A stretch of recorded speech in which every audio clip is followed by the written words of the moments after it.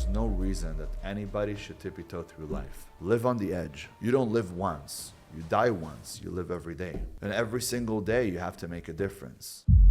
You know, I have sold a couple $1 billion worth of real estate. I've done lots of real estate deals. I went from like homeless to going to work for him. You could do business through real estate. You can do business through crypto. You can do business Right. through, like you said, picking up trash. It doesn't really matter. When you work on your job and you give in your job more than you're getting paid for, you're literally a full team by yourself. It's like, I don't want people to know that my business partner is 19 years old. I started making a ton of money. Greatest thing, not everybody's gonna do it. If you wanna start your own business, if you wanna do a business, if you want to have multiple streams of income, these are ways that you could do it. We're going to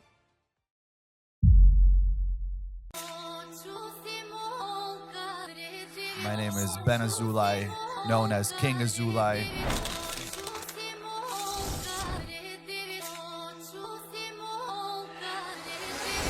No, I'm drifting, catch you slipping, won't be back again. You know what we want in life, and we go out there and we get it. Roll the riches, fly the fishes, so we throwing nets. Hiding shipping, magic and yeah, we back again. All right, guys, welcome to the Blackout Podcast. I got my buddy here, Devin, my brother, and today we're going to be talking to you guys a lot about business. We're going to go through different businesses that we've done, and businesses that other people around the world do. You know, there's a lot of millionaires in the US, but there's also a lot of millionaires all around the world. And if you want to start your own business, if you want to do a business, if you want to have multiple streams of income, these are ways that you could do it. We're going to be teaching you here today multiple ways of making money. As you know, there's so many different businesses around the world, right? From anything. I mean, from restaurants to bars to schooling to picking up trash. You name it, there is businesses, right? But there is also the high-tech world and Forex exchange and crypto and real estate, you name it, there is, and there's probably a lot of businesses that you guys have never heard of before. So right now we're going to sit and we're going to talk for the next few hours about what exactly it is that you could be doing that we've done. And going through some of these things, obviously you guys are going to feel like, wow, this is something that I would want to do, or this is something that I possibly could do. Wow, this is my situation right now, and I know that in my situation right now, this is what I could get done. So welcome to the podcast again. Got my brother Devin. Devin, thank you for coming out again. Of course, I'm always happy to be here. This is, like I said in the last podcast, it's really an opportunity to take people and bring them to the next level. And you have such a wide audience, right? You've had over 1 billion views in the last year, or less than a year for 1 billion views. So you're way above that now. And every single day you're inspiring people. And so if I can add value to that and help move it along and really touch the world, and I don't know if we want to go on the spiritual side, but bring Mashiach now is a very common saying. Right. And everything that we are doing is leading towards that outcome. And so every day I get more and more on board with the idea that I should be out there in the public talking a little bit more instead of just in the shadows, kind of keeping to myself. And so very excited to be here, very excited to talk about business. Business is really one of my passions. I heard someone refer to me as the real estate guy the other day, and I'm like, okay, so, I have sold a couple $1 billion worth of real estate. I've done lots of real estate deals, but I don't think of myself necessarily as the real estate guy. I think of myself as a business guy. Right? And so, because really, it was real estate. If it makes money, it makes sense. Exactly. And so you could do business through real estate. You can do business through crypto. You can do business through, like you said, picking up trash. It doesn't really matter. There's a lot of things.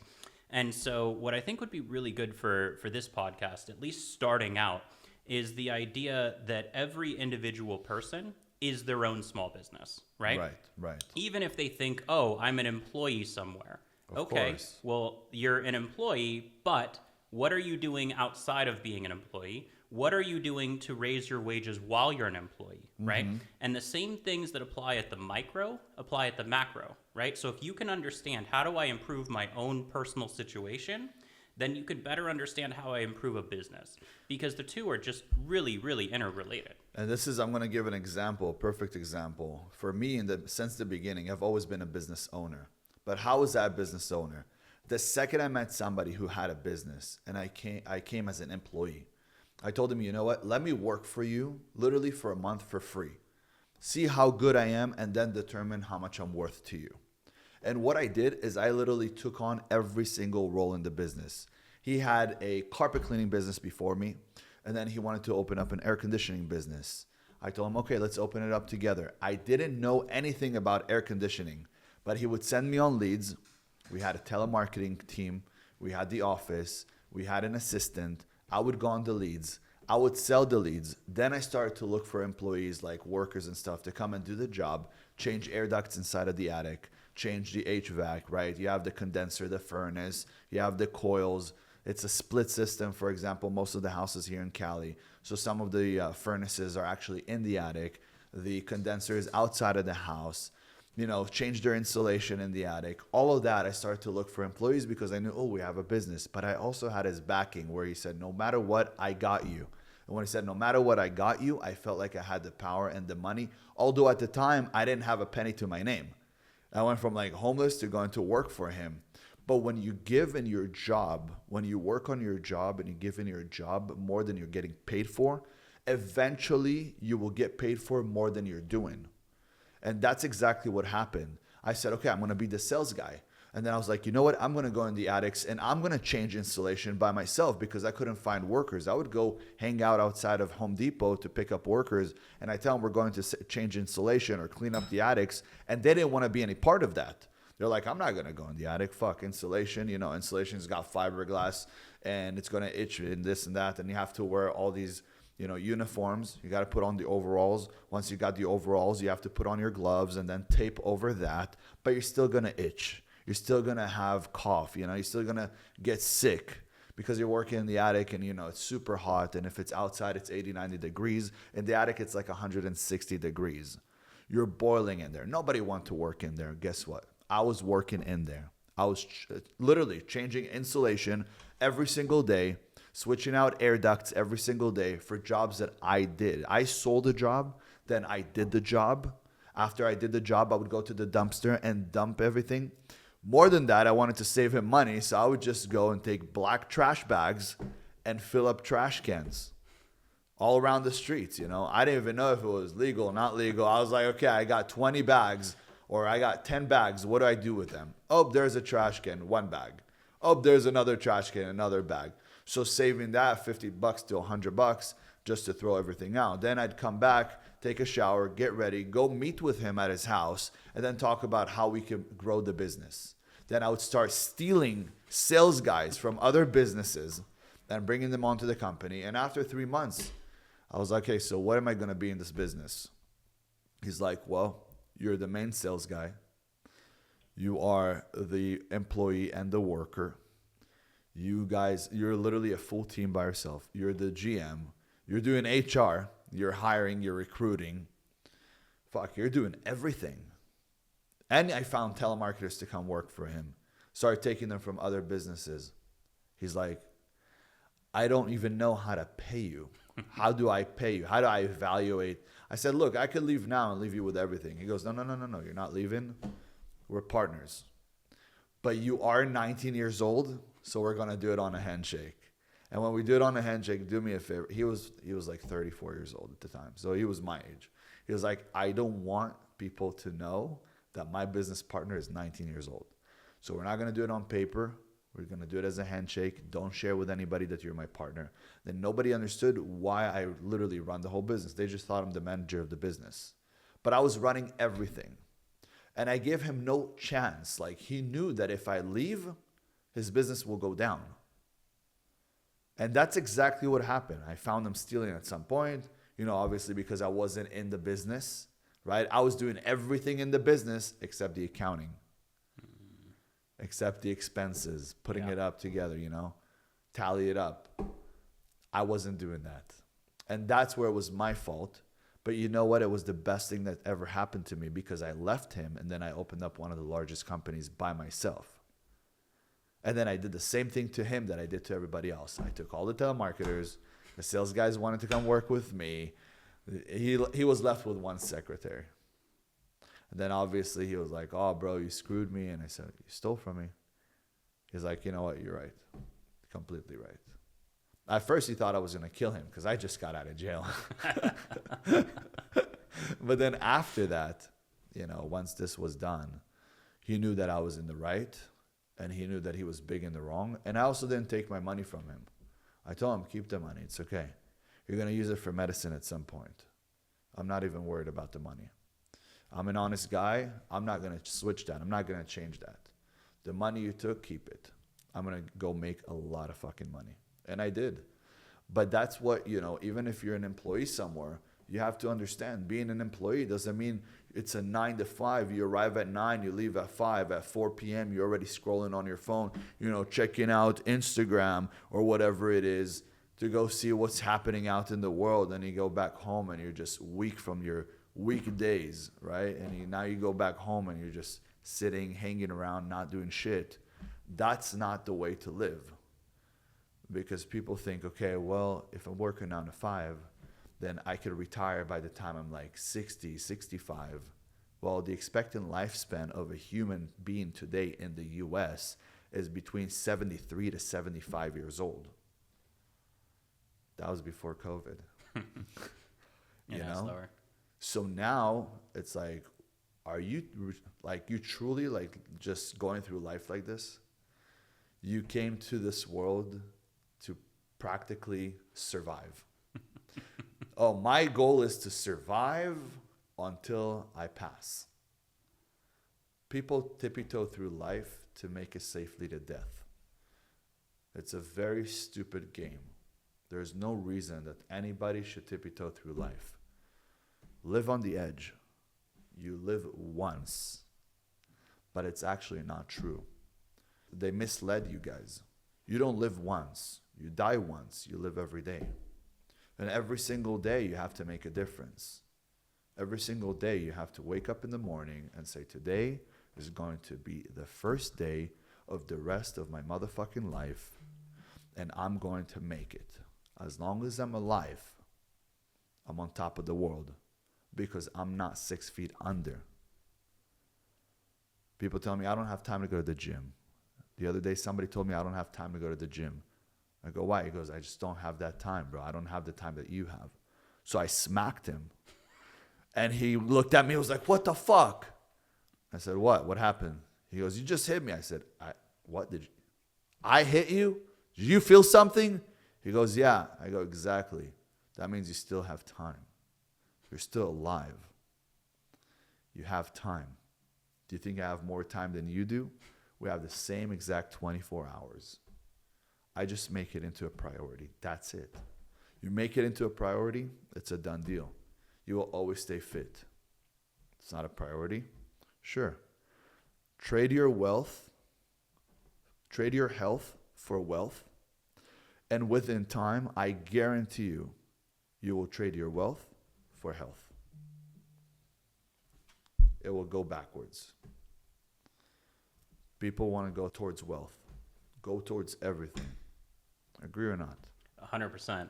In fact, I could take everything that you just said and dissect it into pieces because there's so much to cut and describe in more detail and go off on what it is. I want to start at the beginning. And you said that you offered to work for free, right? Mm-hmm. And this is a perfect example of how what happens at the individual level is the same kind of thing that happens at the company level, right? So in business, if you're trying to make a sale, and this isn't the sales podcast, so I'm sure we'll do a separate sales podcast that'll do it in more detail, but just as an example of the idea of how the two are interrelated between the individual and the business, is that as the individual, you're selling your time. That is what you're selling, right? And so to make a sale, you have to increase the motivation. Mm-hmm. This is what you can get by buying my product or buying my time or whatever it is, right? And then you have to reduce friction. So if you say I'm $100,000 a month, that's a lot of friction for a lot of people, right? Because not everybody has $100,000. Even if you do, it's like, okay, and I had to go with a large enough number that it makes But let's make it even larger. Okay. Starbucks. Yeah. Right? How much did they offer their new CEO? I want to say it was $110 million just as a sign-on bonus, and just to bring him in. And they gave him a jet. And they gave him a jet, so he's super commuting. And I think he lives in where, like Silicon Valley or something? Yeah, somewhere around there. And he's flying into Seattle, flying back, working from home most of the time. And the only way you can do that is to have such a powerful personal brand that the company's willing to make that kind of offer to you. Exactly. Right? But Also, don't forget, it's what you see up here. Yes. If you believe that you're worth $100 million, that's what people are going to pay you. I know ugly women that got the best guys because they had the attitude that she was some hot shit. But she got the best guy, the best looking guy, the richest guy, the nicest guy, all together. The best guy. You're like, where did you find this guy? This is not the guy. This is a unicorn. You know, where do you find him? Yeah, I can think of several examples in my personal life. In fact, a girl whose birthday is today, I just wished her happy birthday. Not the most attractive person. Very, very much a sweetheart. Very much a good person. I love her as a person. And she attracted a guy that's fairly high caliber. Yeah. And how? Why? Same thing you just said. Yes, right? exactly. Yeah. It's how you carry yourself. Yes. I tell women, your eloquence, it's the way you carry yourself. The way you move through the earth with this formidable force as a man, you could get anything. If you have virtue, and you have morals, and you have values, and you have beliefs, and you have integrity, and you have honor, and you have loyalty, as a man, another man could feel that. Yes. You want 100 million? Great. Take it. Because I know that you're going to bring me much more. Yeah. And again, it might be pricey for one guy. Then that's not your guy. That's not your guy. Yeah. Your guy is over there at Starbucks. That's the guy that's going to pay you 110 million. The guy who wants to lowball you and pay you 100K, that guy's not your guy. That's all. It's not that he doesn't want to pay you 100 million. He just doesn't have the 100 million. He knows you're worth it, but he's lowballing you because he doesn't have the 100 million. It's not your guy. Continue.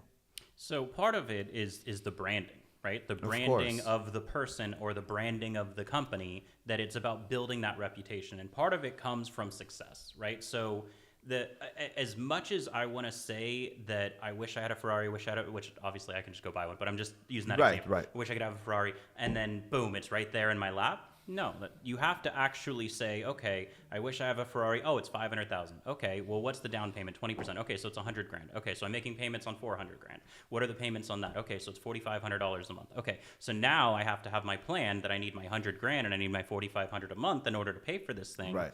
And so that's what comes in is, oh, I figured out how I get it. Now I have to actually go out and do those things. Okay, how do I get 100 grand? What can I do to get my 100 grand? Right. And then boom, it comes to you. But you have to actually do it, right? Yes. And so your ability to do these things, like I've said to you a number of times, including earlier today, you are the most magnetic person I've ever met by far. There's nobody I've ever met that can just will things into existence the way that you can.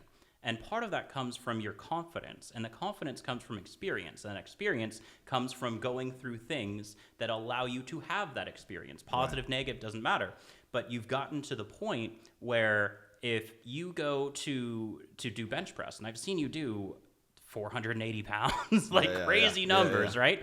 I don't have the confidence to do it because I have no reference experience of hitting anywhere near 480 pounds, right?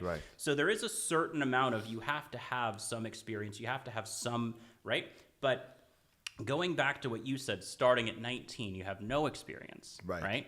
And so what you're doing is you're saying, because again, you have friction, right? It was all the confidence. Correct. And where that confidence came from me being a rebel to my dad. But truly, it's the soul. Mm-hmm. Some people have higher souls, like a higher soul than your own body. Yeah. I've talked about it before. I said, hey, I started training when I was 6 years old. Why did I start training when I was 6 years old? Why was I so hyper? People said, hey, he's got HDAD, whatever, ADD, all that bullshit. He needs to take pills. He needs that. He's not a good boy. He's a bad boy. They didn't understand that my body was too small for my soul. And my soul felt claustrophobic in my body. And in order for me to feel like I could stay in this body, I had to grow this body. And only when I reached like 220 pounds did my soul feel at ease. Our soul is stuck in the body. It's a form of energy. And that energy could do anything. We were put here so we'll be able to do things. We were put in this world so we'll be able to do things. When I met the guy, I said, no matter what you need done, I could get it done. I just came out of jail. I was in the hole.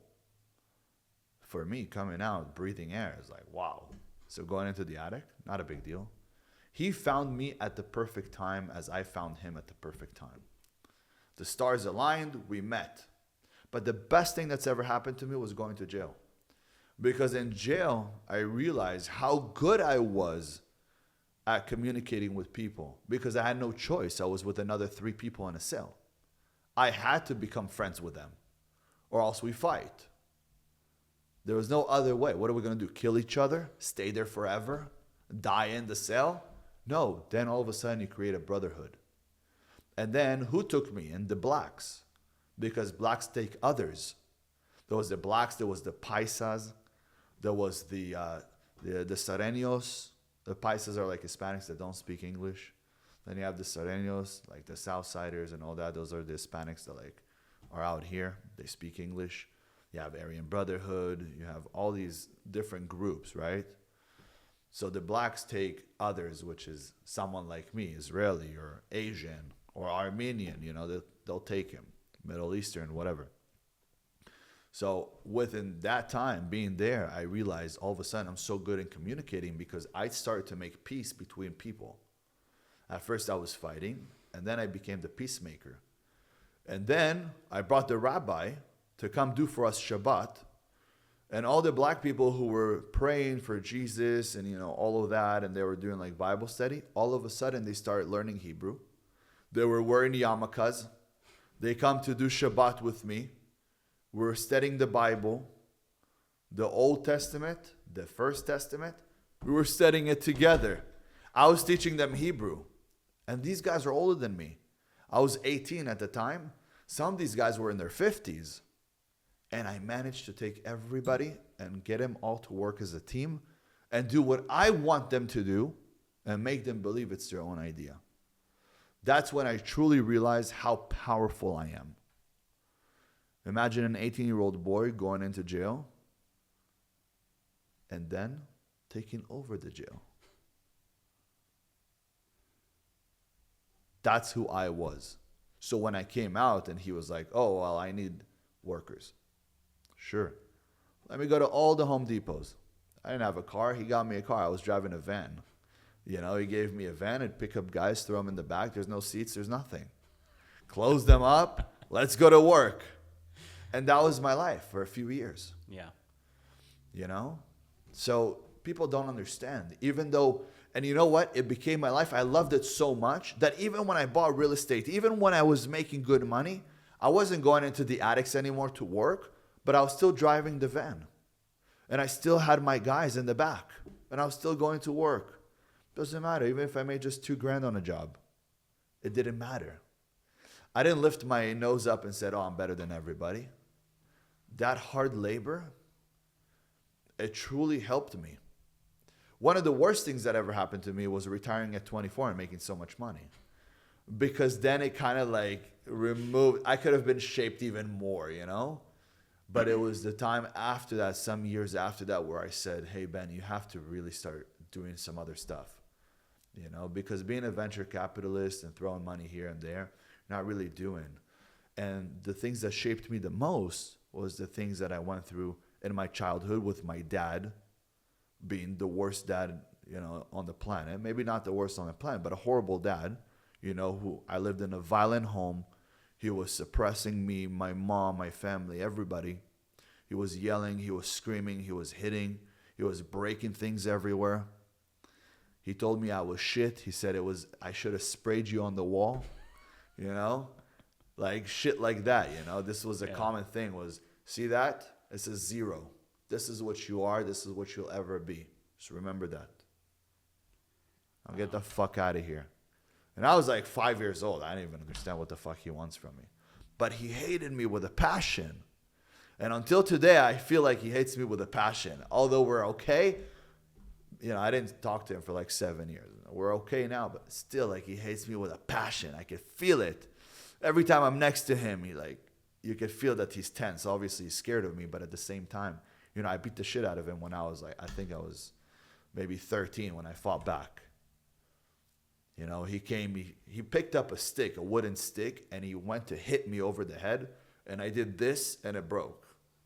And then I took it out of his hand, threw it on the floor, kicked him in the leg, picked him up, and threw him on the coffee table. The coffee table broke in half. From that point on, my dad knew he couldn't take on me. And that was the last time me and my dad had like an altercation, you know, hands and stuff. Because he knew at that point that was it. And I was 13. And I met you shortly after that. Like around 14, I met you, and you were clearly good at martial arts, right? Like that was obvious to me. Because the martial arts that people did here is different than what I used to do. Right, I used to sit there and bang my bones all day with wooden sticks and bamboo sticks and a hammer. Like I would hit my shins with a hammer all fucking day, to thicken the bones.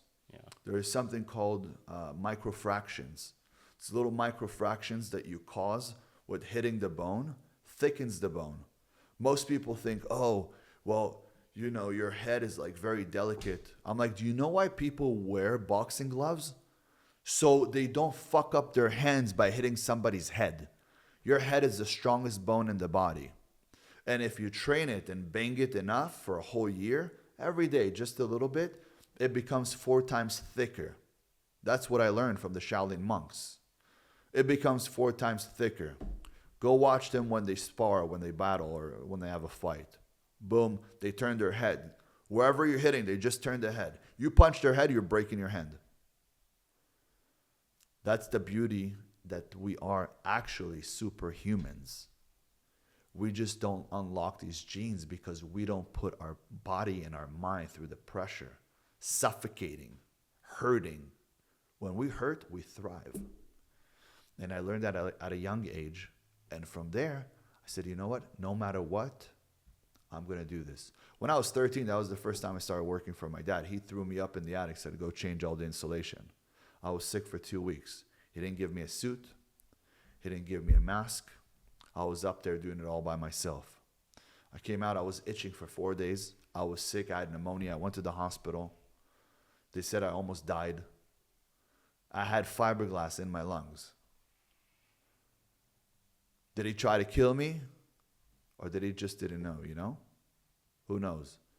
But the shit I went through really shaped me up. So the way it formulated me is that at the point when I left jail and I went to work with this guy, I felt like nothing could stop me. And I worked with him. Once we started working, I knew I was going to take over the world. It was just a matter of time. So when you're saying, you know, you are the business or you are the brand, it's unbelievable how well I did by making myself the brand. Today I am the brand.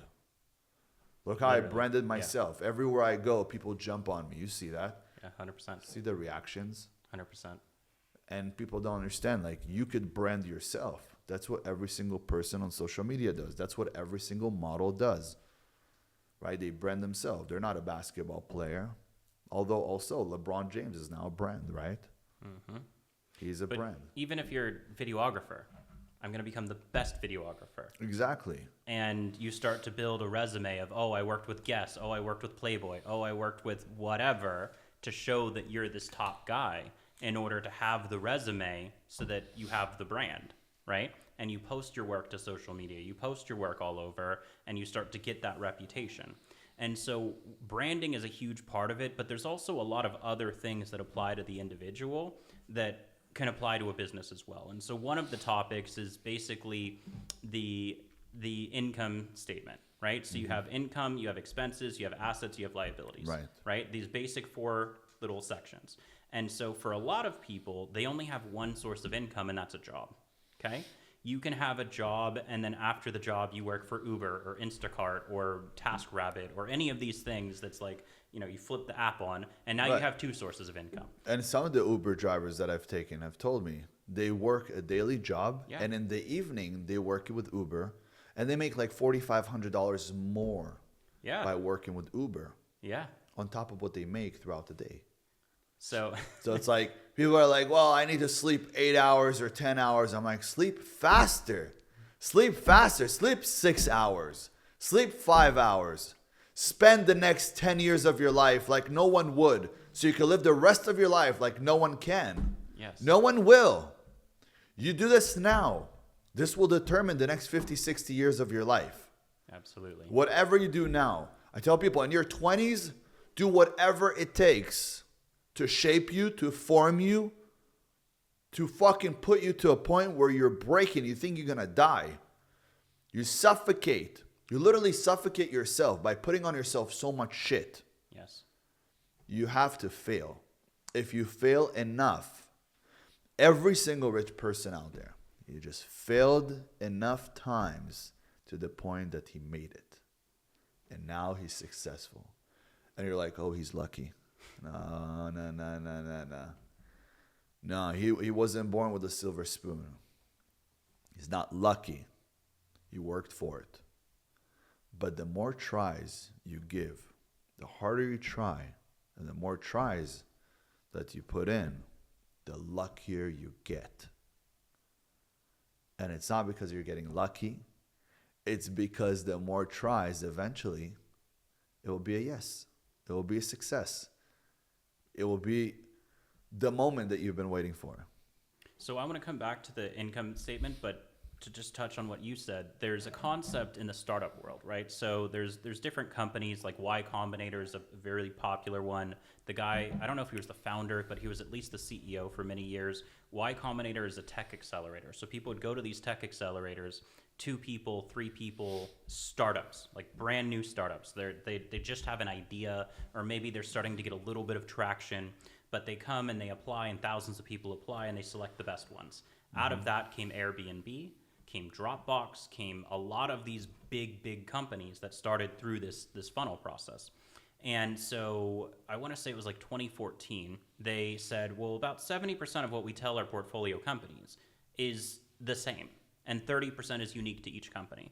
And so they put out this whole thing about how to start a startup. And there's a lot of different concepts, a lot of different business things that I think a lot of people can get some value from. It's 10 years old at this point. Things have changed, right? But there's some things that are evergreen that's still present today. And one of them that is super, super important for people to learn is this concept of build, measure, learn. Build, measure, learn. Build, measure, learn. Build, Right. measure, learn. You keep going through the cycles, right? And a good example of that would be Instagram, right? So it started as Bourbon, right? And so the main idea of the application of Bourbon was not social media. It was, here's how you can edit your photos. And they had complex ways of editing your photos. And they started paying attention to what their users are doing. So they built the product to edit photos. Right. They measured what are the people doing. They learned from it. And then they rebuilt a new company called Instagram. Yeah. Okay? Yeah. And it's the same process. And you And it's as amazing. the individual And can if I'm do not exactly mistaken, that. they had like 13 employees or something Yeah. when they sold it. They sold for like $20 $20 billion yeah. or something like that. So it was like over $1 billion per employee, just crazy numbers. That's right. nuts. And so, but it's that concept that works for the business, but it also works for the micro. It works for the individual. Okay? 100%. You build, you measure, you learn. 100%. 100%. If you want to be successful at anything, Yes. you could.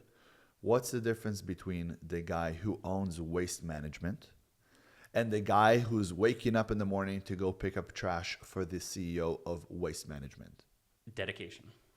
I think at the end of the day, like there's a million directions, but I think dedication is the word that pops into my head is the reason. Which at the same time, the guy was, oh, I'm waking up every single morning. I'm going out there. I'm picking up the trash. I'm super dedicated. He won't become the CEO. The reason you're the CEO and been the CEO for multiple times, for multiple companies, it's because one reason only. You and I think like a lion. Simple as that. Now, people at home might say, what is a lion? Well, let me go ahead and share it with you. Let me comb my beard really quick, my lion beard. A lion is all about attitude. Simple. Your attitude is what got you to become a CEO. You could have went and became an agent, and you have your real estate license. Yeah. You could become an agent, but you said, I'm going to own a real estate business.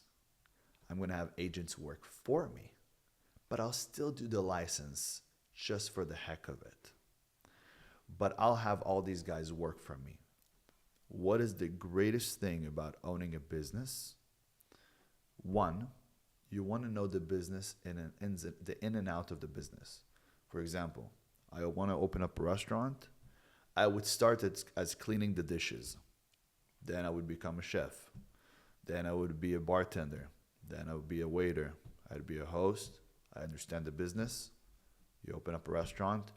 You know that no matter what, no one in the business could come and grab you by the balls and say, I'm leaving now, and your business falls apart. You need to know every part of your business if you're going to open a business. Until you scale it to different sizes, right? Then you have backup plan. For example, Elon Musk has a backup plan. If somebody right now says, I'm leaving Tesla, someone else is coming in. Correct? An employee. And like that, the same way is a lion. A lion in the jungle, he's not the biggest, he's not the strongest, he's not the fastest, he's not the tallest. If size was everything and strength was everything, the elephant would be the king of the jungle. But when the lion sees the elephant, he clearly sees a meal. He does not see the size of the elephant. He thinks, I am the lion, I am the king. The elephant is much smarter than the lion. Elephants are like humans. They're the only ones in the animal kingdoms that actually sit down for 7 days and mourn like a human. It's crazy. They'll sit in a circle around a dead body and they'll mourn for 7 whole days, just like Jewish people. They'll sit on the floor. They think like humans. But the lion doesn't care. He'll eat you. And all it is attitude. So people go, well, what if we take him out of captivity? Well, they've took him out of captivity. They raised him with humans. They still keep him in a cage and they still lock the cage. Because if his attitude of a lion ever comes out, everybody dies. So you still have to have him locked up. The lion has embedded in him that he is the king. That's the attitude of a lion. So no matter where you put him, he will always be the king. And that's exactly how every alpha male thinks, how every CEO thinks. A CEO, let's say, for example, I lost everything right now. My first thought is not, let's go work at McDonald's and make $2,500 a month minimum wage. I think the minimum wage in the US is like $7.25 or something, $7.50. That's the minimum wage. I'm not going to think, okay, I'm going to go work at McDonald's. There's no way.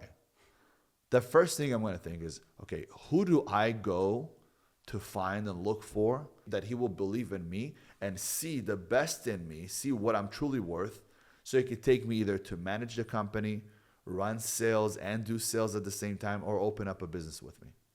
He will invest in me. When he'll meet me, anybody that meets me wants to invest in me. I have people trying to throw at me millions of dollars every single day through social media. You know that. You've been in the DMs. You see that. Yeah. For you guys that don't know, Devin here is my business partner. So, you see what's happening. People are willing to throw millions of dollars at me. And I just say, nope, I don't want to be in that. I don't want to be in this. I don't want to be a part of that. There's things I just don't want to be a part of. And the truth is because I'm doing what I love to do now. And I don't do it for the money. I do it because I love to help people. And just like you said in the beginning, we love to help people.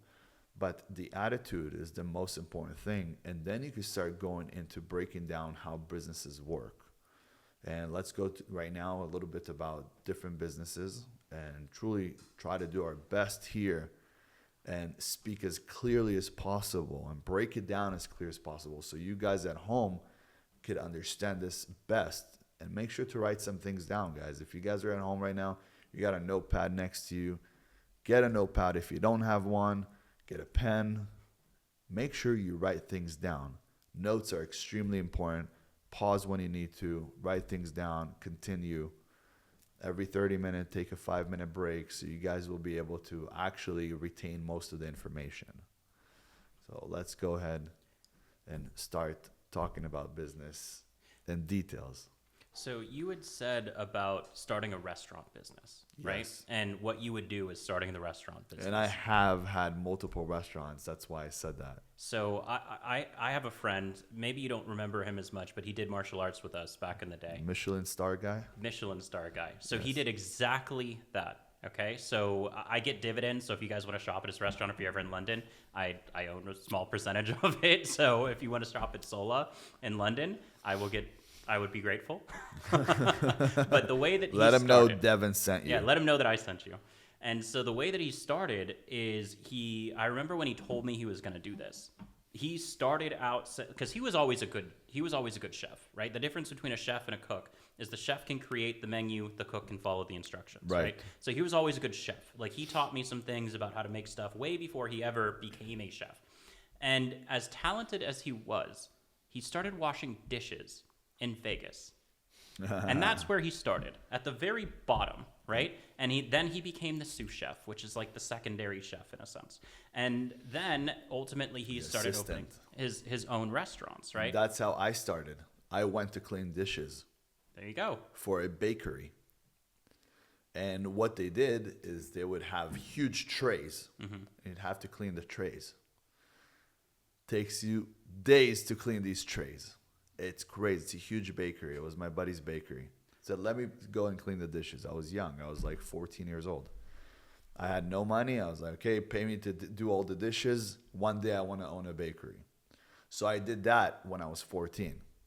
I think that was the first job that I had, or one of the first jobs that I had. But I would do it on the weekends. So when all my friends were hanging out, doing things on the weekend, Saturday, Sunday, I was cleaning dishes. But he was paying me $40 a day. Then he gave me after that $50 a day. And then after that, I went to work for my dad, and I was a demo guy. My dad paid me $50 a day. Eventually, I got up to $65 a day. And he said, you're never going to be worth anything more than $65. Lie to me. That was a big lie. But the truth is that's where I started with the whole dishes thing. And then after that, when I wanted to go own my own restaurant. So after that, when I went to own my own restaurant, what I did is I started to work in the restaurant. A little bit older age, And then after that, went in, opened up my own businesses. But I wanted to know everything. I was for a very short time, I was just in the restaurant, seeing how everybody does things, listening to everybody, helping them out. And then after that, I knew, okay, I understand it. At that point in my life, the truth is that I didn't really have to work and do things. So I kind of was more like overseeing it. But if I was somebody that didn't have a job and I want to own a restaurant at some point in my life, I would start from the bottom. I would learn every single part of that business. And then when you know it all, now you could find an investor. Yeah. But if you go to an investor, hey, I want to open up a restaurant. Okay, tell me why. Tell me what you're going to do that's going to be better than the next guy. Oh, I want to open up a sandwich shop. Okay, well, there's Fat Sal's like down the street. Why are you going to do better than Fat Sal's? Well, I think I'm going to okay, but that sounds like Subway, which is 2 doors down. You know what I mean? Yeah. But if you know everything, like for example, if I start a coffee shop, and I had a coffee shop in Europe. If I open up a coffee shop, every single person that worked for me there was good looking and attractive. The person who was making coffee or was serving the food had the greatest smile. It's absolutely horrible in the US that you go to places and they serve you food and the person has pimples all over their face. Or they have like crooked teeth. Mm-hmm. Or they have like this weird beard. Like that's not how you should serve food. Food has to look authentic. It has to look delicious. It has to look presentable. And the person that brings it to you, you have to believe that that's the person who made it. So now you want to eat it. It is what it is. Looks are everything. And people don't understand, like there's difference. For example, the person who sells the car is not the person who's making the car. Why is there salespeople in the dealership? because that's a salesperson. He's going to sell you the car. He's nice, he's kind, he might be lightly attractive, handsome, whatever it is.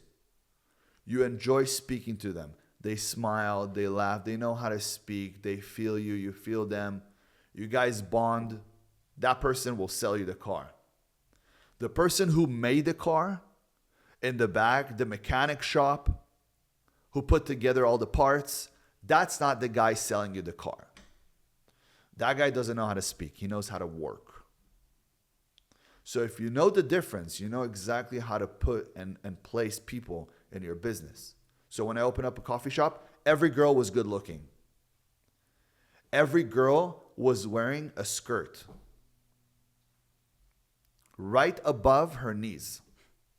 Every girl looked pretty. Every girl had a nice smile. The guy making a coffee, he had the greatest smile. Handsome guy. Guess what? All the moms were coming in to get coffee because he was smiling at them. They felt good. They get a good coffee. They get a nice smile. They believe that through that smile, that person thinks that they are beautiful. That's why he's smiling at them. They feel good about themselves. They go on with their day. They start their morning good. The rest of the day continues to be good. You want to make something in the coffee shop? Okay. It's all going to be cold sandwiches. We could heat them, but cold sandwiches. It's the cheapest for us. We don't have to store them for that long. Right? You can store them for long, but you don't have to you don't have to toss them away every single day. They're not on the shelf. You can store them for as long as possible. So there's no issues. Quick. Everybody's happy. Every time someone serves you, they serve you with a smile, with greeting you. How are you? How was your day today? People are like, wow, I like this coffee shop. I'm coming back. Best coffee shop. But this is how you start a business. You have to understand what people are looking for as the client, as the customer. Then you can start selling something. And selling yourself is probably the best thing. So part of what you described in optimizing the business is some things that I could dissect as far as how do you increase your margin, right? Because a lot of businesses operate on really low margins, right? A lot of people operate on low margins. So taking it from the business back to the individual, a lot of people, they make $50,000 a year, they spend $60,000 a year, right? Or if they are making $50,000 and they're spending $45,000 or something like that, their margin is slim, yes. Right? And so my friend who I invested Sola, right? If you make $1 billion and spend $2 billion a year, you're still broke. Exactly. So when he was, well, first of all, when he got started as being a chef, I thought this guy is a lion and he's throwing away his abilities because he was really, he clearly was a lion, as you described the lion. And he says he's going to go, wash dishes. And I'm like, what the fuck are you doing? Like, right. Come on. Like, you have so much more potential than this. Now he's got 2 Michelin stars. Right, yes. And he told me, and I haven't verified if it's true, I'm just going by what he said, but he said that there are more people with $10 billion net worth and above, deca billionaires, than there are people with 2 Michelin stars. So it's his way of saying, hey, I'm super high status, right? And, money-wise, he may not be quite nowhere near your level, but still not even at my level, right? But from that perspective, he's got a status. He's the best. Yeah, exactly. He's the best in what he does. So there's 2 times where I'm like, what the fuck? Like the first one was, why are you even doing this? You're throwing away your life. And clearly he wasn't. The second is when he asked me for investment. And I said, dude, it's a restaurant. They make 8% margins. And he says, mine doesn't make an 8% margin. Here's my financials. He's got a 38% margin. Right. Which is, 4.5, 5 times what the average restaurant does. And I'm like, how are you pulling that off? Mm-hmm. And he says, it's a luxury good. Right. Luxury goods have luxury prices. Correct. And so if you look at his Instagram or smaller whatever, portions. Bingo. Every single thing is pretty. Everything is really pretty.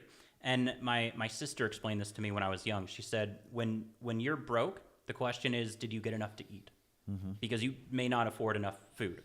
When you're middle class, the question is, how was the food? Because obviously you can have enough. It's just, does it taste good or not? Then when you become rich, the question is, how was the experience? Because obviously you have enough to eat. Obviously it's going to taste good. But how's the experience? Right. And that's what he delivers on, is it's truly a good experience. When you go there, it's a 5-star, right? There's a reason he has 2 Michelin stars. You don't just accidentally get that, right? And it's all the things that you just talked about with the coffee shop, just applied in different ways. And that applies to literally every business. But it also applies to your life, right? And you said about working out and smacking, like all of these things, like what is your brand, right? What is your individual brand? Like, are you disciplined, right? Do you have a nice smile? Right. Are you emotionally intelligent? Can you have a good conversation? Are you good at sales? Are you good at public speaking? Are you afraid? Do you not take action because you let fear hold you back? Right. These are all things that you start to build a reputation on, right? And it's all the things that when you maximize these, you can maximize your gross, but you can also maximize your net. Because like you said with the coffee shop, this is something a lot of people don't know, but with caffeine, it has the exact opposite effect as smelling puke. If you smell puke, you want to get away from that situation, right? And it's hardwired into our brains, right? So if somebody puked, maybe they ate some bad food. So you might want to puke too, right? Like you talked about in the other podcast, empathy, I'm puking with you, right? Right. Like that's actually a real thing. And that like, oh, maybe our tribe had some bad food and you're throwing up so that you don't die, you're getting the poison out. Maybe I should also throw up to get the poison out, right? And so you don't know consciously, was it the food? Was it the environment? Were you somewhere? Was it the water? What was it? And so you start to avoid the places, the food, whatever it is, you start to avoid it as like a natural mechanism of safety. Of course. Caffeine does exactly the opposite. So when you have caffeine tastes like shit. Like if you really think about like coffee, like it's bitter, it doesn't taste good, right? But what happens is because of the caffeine, and this is why I think they put it in Coca-Cola and other soft drinks, is because everything around that you're now more attracted to. You're attracted to the environment, you're attracted to the taste, you're attracted to the people, all of the things that, again, if you were like puking or whatever, you'd be resisting these people, resisting these foods, resisting this environment, whatever. It does exactly the opposite. So you're now more attracted to these things. Right. And so it's a little hack to like put caffeine in your products to get people to, love it more. I've had, I think, 3 coffees by now, and this is not even 12 p.m. right now. You know, I've had 3 coffees. I didn't eat anything until now, just so I could function a little bit better. But I started doing this lately. Normally I eat breakfast much earlier, but now I start to try to implement to see how much longer I could go without food, and then probably eat at like 1 p.m., but not eat too much. Definitely not carbs, very low on carbs, so I don't get lethargic and I don't get weak. I realized that I could function very well if I eat mainly red meat and drink a lot of coffee, lots of caffeine, and then what I'll do is a high carb meal before I go to bed. So that way I have that, and it's all fast-acting carbs. So what I do is I put in white rice. I'll have like 2 cups of white rice. You go to bed, helps you recover, help you sleep well. The next morning, you have glucose in the muscles. You know, you have glycogen in the muscles, all of that. You're good. You're ready to go. So that for me is one of the reasons now I'm having more coffees per day. But, you know, I can feel the ups and downs a little bit. It's not as like go, go, go. There is crashes. So today I had coffee, and today I added butter to the coffee. And the reason I added butter is because butter has a lot of saturated fats and cholesterol. Now, for a very long time, they say that cholesterol is really bad for you. But let me tell you something. Do you know what is the perfect levels of cholesterol nowadays? No. Do you know what the perfect level of cholesterol was back in the 1950s? No. 222. Okay. Do you know what the perfect cholesterol levels are today? 180. 222. Okay. The levels haven't changed, but they told you that if you have 222, it is too high. That's not true. That's the perfect cholesterol level. Now, cholesterol is perfect for the brain. You want your brain fog to go away? Add cholesterol. You want dementia to go away? Add cholesterol. You want to be able to retain information better? Add cholesterol.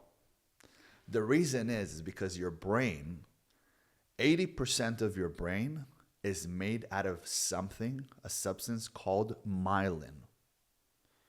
And myelin is almost 100% made out of cholesterol. So 80% of your brain actually functions and lives off of cholesterol. Do you know what holds the highest amount of cholesterol and fats in it? Egg yolk or butter? Breast milk. That's why a baby needs to eat only breast milk when he's born. But now they started switching it. Let's give him formula. Breast milk is the best thing for your child to develop the brain to the best of its best, to develop the whole body. Overall, breast milk, calcium, right, the bones, everything. But it's so important for the brain. And those few first months are so important. So if you do that, and you actually have a mom that's breastfeeding the child, the brain will develop way quicker than a mom, and actually fully develop, unlike a mom that doesn't breastfeed. And give him formulas, supplements. They supplement that. That's not the way to raise a child. So now, if you truly want to be able to function well, what you do is you eat more cholesterol. Oh, steaks and, butter. They thought that the butter on the bread was the bad thing. It was the bread on the butter. That's the bad part. They got the wrong guy. Yeah, that's really interesting. So I'm just sort of articulating things that I've learned through other podcasts and things, but... And I know this is not about business, but let me tell you something. If your brain functions at the highest of levels, you're most likely going to think better than a guy who's eating donuts all day and eating chocolates, doesn't have any protein, and is overweight and low testosterone and all of those things. You're going to function better. If you're going to function better, your attitude is going to be better. If your attitude is better, you're going to do better. You're going to make more. People are going to pay more for your time. That's all it is. So that just explained to them how to kickstart themselves to start building who they are as a person. Now we can go back into business. Yeah, well, if you're really focused on you as the personal brand, then you want to optimize you, right? Which means maximal performance. And I was going to say some things, but it's non-business related. So we're going into arbitrage right now, right? Arbitrage, exactly that, right? So what a lot of people don't understand about business is that really every form of business comes down to arbitrage, right? Right. And so if you look at what is it that makes a business successful, a lot of people will say, oh, it's the marketing, oh, it's the product, oh, it's this, it's that, it's whatever. But a lot of it's the hungry crowd, okay? If you open a burger stand and you're in the middle of the desert and you don't even have a road, okay? No customers. You can't sell, like you're just gone, right? But if you're right outside of a stadium where people are at, let's say a concert or something like that, right, and inside it's $25 for a hamburger or whatever, so people are gonna, I'll just wait till I get out, okay?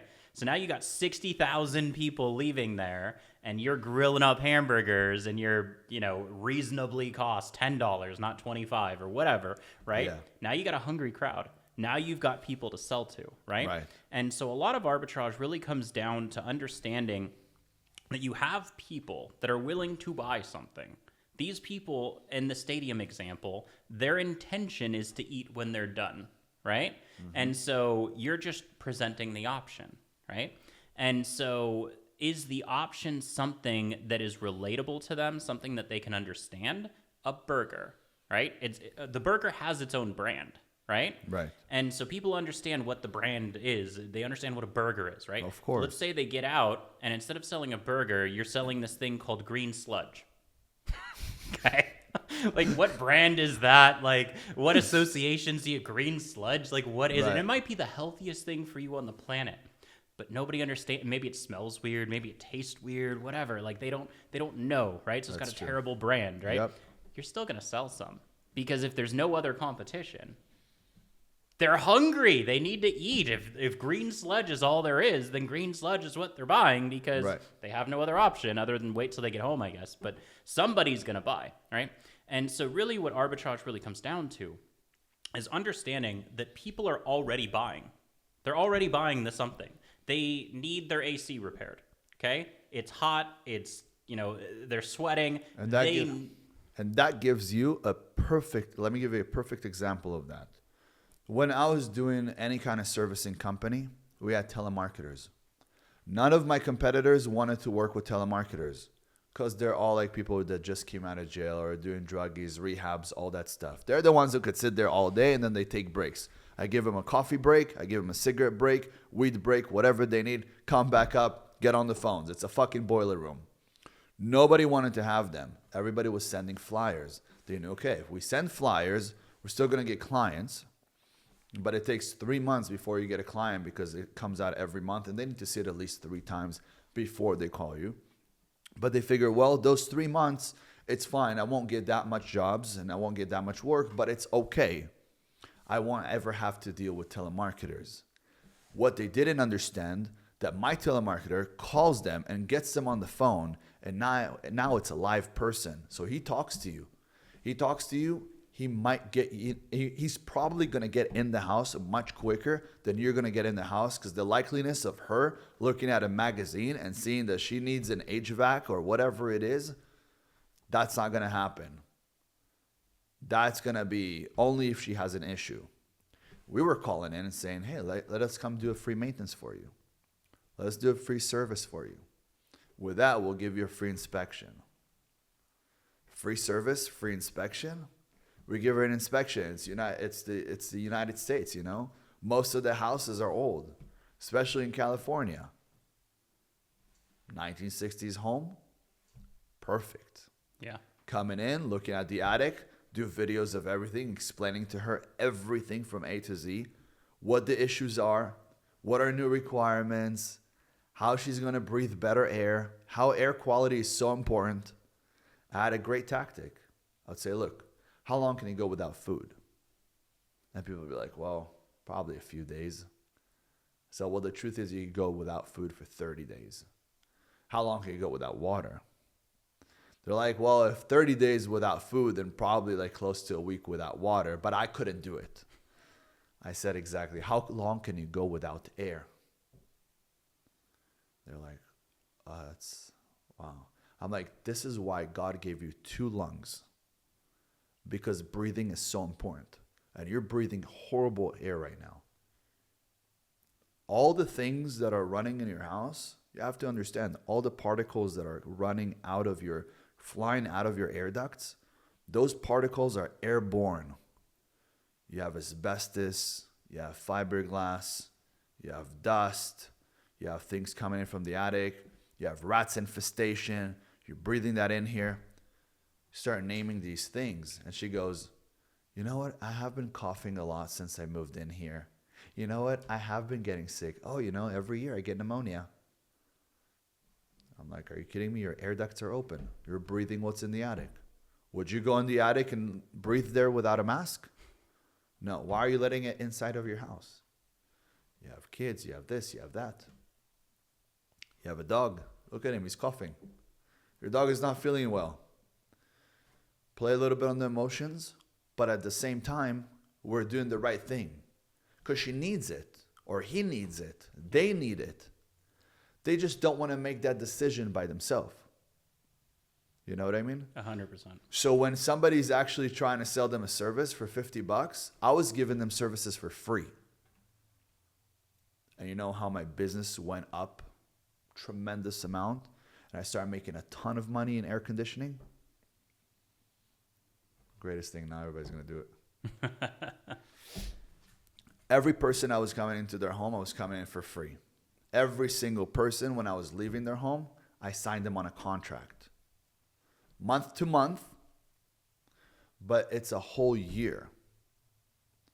$50 per month. That's what they would pay me. What they get is if their AC goes out or the heater goes out, they get to have me at their house as quick as possible. So they become the top priority. Number 2 is anything they want to replace, since we're also general contractors. So anything in the home, 15% discount. And 1 free maintenance a year on the AC. We sold so many contracts. I had thousands of clients that were contracted with me. And when I was ready to sell the company, the business was a business. There was no problem of selling the company because you have recurring payments every single month. 1,000, that's 50,000. That's 600 grand a year. We had 6,500. 6,500 clients that we were maintaining every year. And every time we would come to their house, we would sell something new. Every single time. You think we only did AC when we came to their house? No, we're general contractors. We did solar. We did air conditioning. We did remodels, kitchen, bathrooms, flooring. Just let me in the home and watch how I turn it into this beautiful oasis that you've been waiting for. This is going to be like a retreat home for you. And that's what I did. And so many clients were repeated clients. And that's how I got repeated clients. So I actually upped my business so much just by doing that. Because now they know me. You send a flyer and what happens? Out. They don't need a flyer. They have free maintenance. They don't need to call you for anything. They have me. Oh, a contractor sent a flyer? We do pools. I got Ben. I don't need that guy. And that is the absolute best business model. Yeah, there's so many things I could say about that. That's just really incredible. It really, really, when the student is ready, the teacher appears. Correct. I don't know that the audience necessarily gets all the layers to everything that you just said, but that right there is incredible. Like, everything about it is incredible. Like, it really, truly is incredible. It's actually something I've never shared before. I've never told people about this business model. And the reason is it's worth millions on top of millions. Yeah. Look, General B license is construction, right? I know how to open up right now. I mean, it's not that I know how to open up. I still have my construction license. There's still a company. There's still a brand. I just don't go out to leads and don't have any guys working for me right now. If I wanted to, tomorrow I'd have 20 sales guys and 40 leads per day just by advertising on Yelp or on House or Google, right? Google's got PPC, pay-per-click, SEO marketing. Get 40 leads per day. Each guy gets 2 leads a day. A good salesman sells 1 out of 2, 1 out of 3. In construction, it's construction. How much does it cost to change a kitchen? It costs me $35,000. In construction, we charge times 2 to times 3 because there's overhead, right? We've had to advertise. It's not just the cost of the job. Yeah. So we charge minimum 70 grand. Imagine that each sales guy could sell 70 grand per day because he's selling 1 per 2, 1 per 3. 1 out of 2, 1 out of 3 leads. 20 guys. How much money are you circulating per day? Let's say half of them sold every day. 1 kitchen. That's 10 kitchens. That's $700,000 minimum. That's if we sold only times 2 to be some of the cheapest guys. That's 700 grand per day. These guys are willing to work 6 days a week, 7 days a week, no problem. They don't whine. They make a shit ton of money. Yeah. My best sales guys were actually the best gamblers. They went, they gambled, they wasted all their money. If they didn't go gamble, I would tell them, hey, buddy, don't you miss Vegas? Vegas on me. Vegas on me. Go to Vegas. They would play 50, 60 grand per hand. Yeah. Per hand on blackjack. Party, prostitutes, you name it, what they did over there. I wasn't a part of it, but I would tell them to go to Vegas. Go to Vegas. They came back broke or with debt. Owed to win $365,000. Which is gone the next weekend anyways. I know the type. Yeah. Literally, he would go out there, spend 60, 70 grand on a hand, take with him 200-300K, come back with another debt of 360. He came back one time with a debt of $365,000 to the win. I was like, oh my God, I feel so bad for you. You got to get to work. Every single lead he's selling, every single job, every single job. Let him in the house. You're dead. A kitchen? Why only kitchen? What, you don't need the bathroom? You see your bathroom, how it look like? Look at the nice kitchen I'm going to do for you. Leave the bathroom like shit?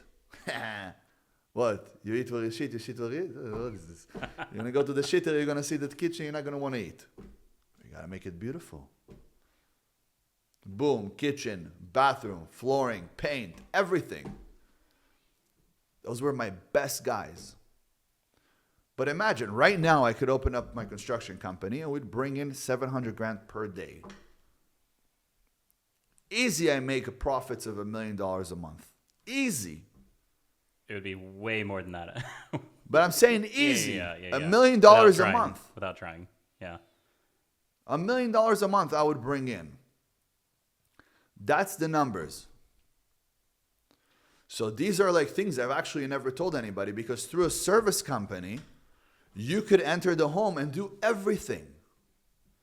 We opened up a company back in the day. It was a special company. It was an energy efficient company where we test your home for energy efficient. We had this piece that would cover the front door, and it had a large fan to extract the air out of the house. And then we would have a guy walk around with infrared cameras. So we see in every single part of the house, where is air coming out of? All the windows weren't sealed. Some of the floors, some of the ceilings, out of the lights, the attic space. Depending on the size of the house, it could be $30,000, $50,000 just on the windows. Like, that's on top of everything else. Look how low in efficiency your house is. Yeah. You want to save money on energy, right?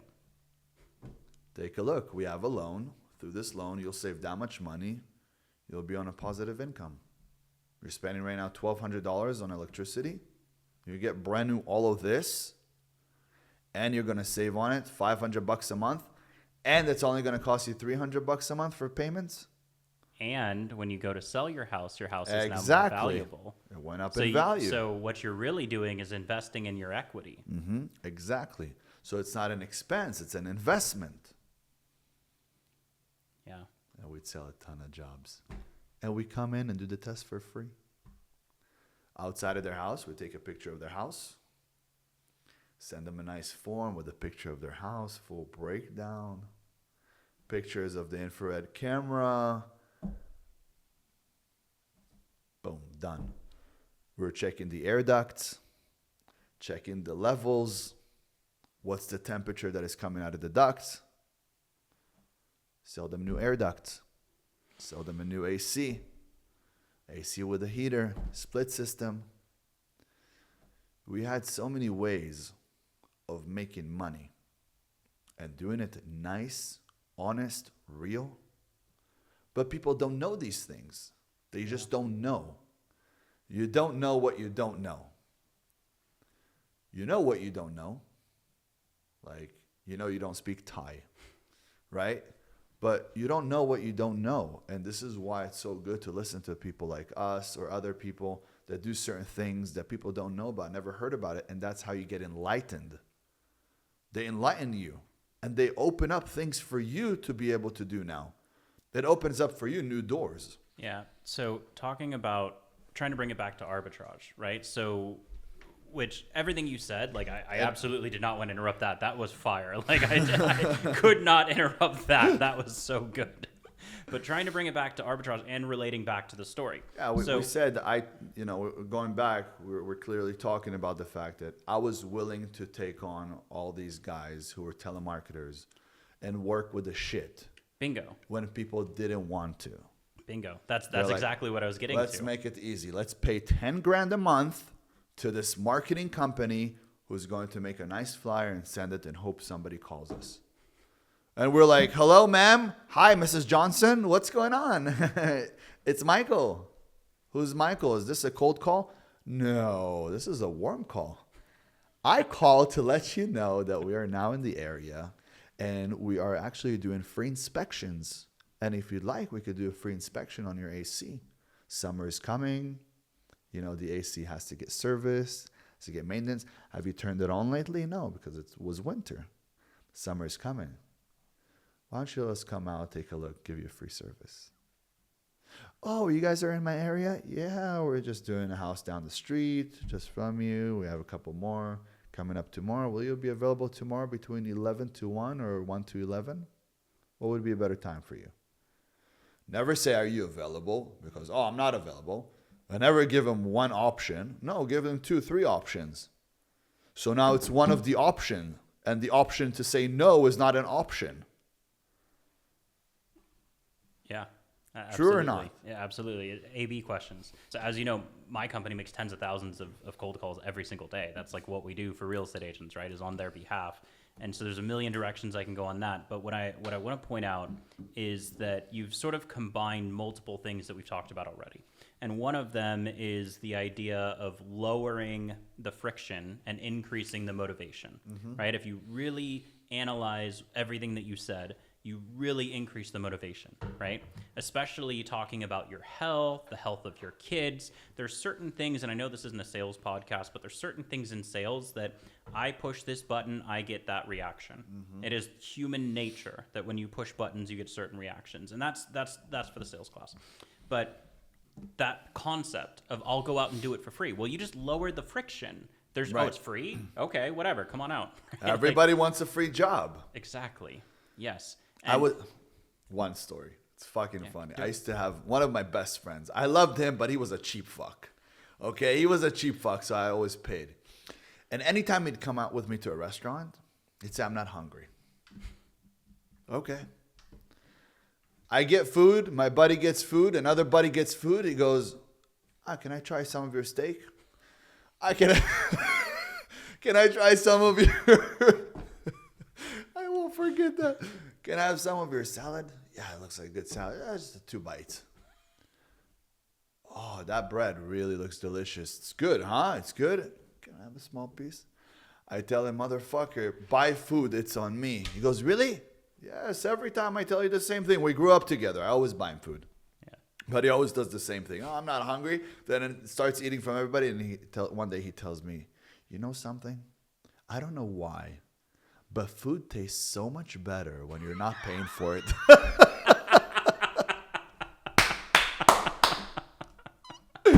I swear, it used to kill me. So, Can I get another piece of steak? It was so fucking funny. It was a funny guy. But I loved him because he was Yeah. funny, you know? And I told him, and one day I told him, I said, look, you ain't got to lie to kick it, bro. Just tell me the truth. And that's when he told me this.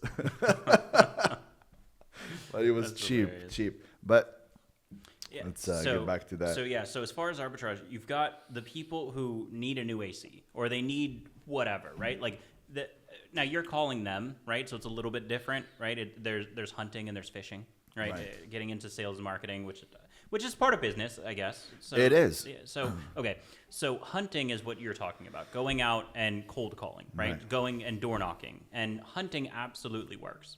So does fishing. Fishing is you put out the bait, right? Correct. So you talked about PPC ads, you talked about, that's the bait, right? And so they look at it and they're like, oh, free, an ad or whatever for a free home inspection or free whatever, right? Yeah. And so that's the bait. And so you can scale fishing much easier than you could scale hunting. Because And just for the audience at home, if you guys realize if something is free, you'd always have it written free in really big yes. so people could see it. They don't care that there's a woman or there's a man or there's a child or whatever it says on the bottom. It says free, it makes somebody get interested to understand the rest of what's going on in that piece of paper. When they take it, they'll read it. If they read the word free in big, now that just interests them to look at the rest of the page. Yes. And they'll start reading like the smallest things, but it interests you as soon as you see free, Yes. because people love free stuff. Yep. That's why I told you, I said, hey, you know what? Since my audience have been my audience for so long, I want to start giving giveaways. Yeah. You know, give back to them. Show that they really care, whether it's going to be an iPhone or a laptop or $500 or whatever it is. Yeah. I want to do like different giveaways every month. And it's because some people actually need that. And that could actually change their life, you know? But in reality, people love free stuff. Like if right now something was free, and, you know, and I'm driving by and it's like, oh, stop for a free drink, you know? Yeah. Okay, I'll stop by, take a free drink. Why not? And I don't need a free drink, but it's like, it just, you know, and then you come in and then you have a free drink and then it's like, oh, it's got food. Oh, they got good food. Yep. They have girls. They have, like, that's part of the strategy, right? yeah. Like, is, oh, take a shot with these girls or whatever. Right. And now you're in there, you're talking to the girls. And, That's Thailand. and that's how they pull you in. Thailand. Right? And but it works. And so, okay, so there's so many layers of arbitrage in there, right? So there's the hungry crowd, right? And then you've got the staff.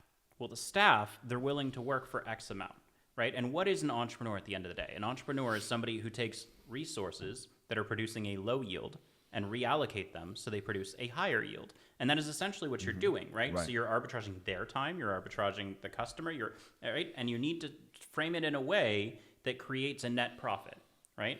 And so the same kind of thing, bringing it back, because I do think a lot of people that are watching this are going to be people who are employees, right?